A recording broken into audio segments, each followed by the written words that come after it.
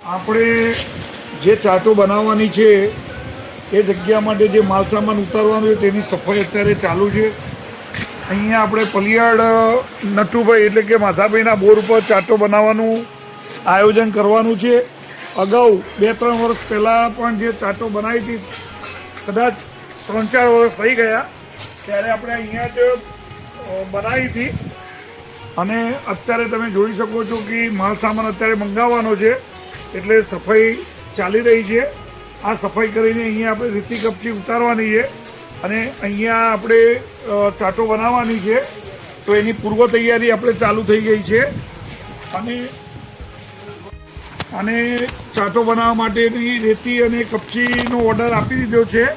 ટૂંક જ સમયમાં એટલે કે આપણે કલાકમાં અહીંયા આવી જશે.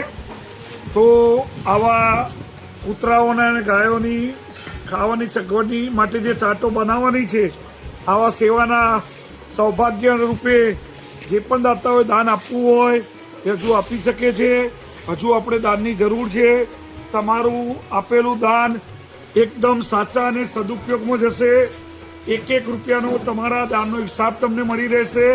અને સેવાના કાર્યની અંદર જે પણ તમે દાન આપ્યું છે એનું કર્મ તમારા ખાતામાં જ જવાનું છે.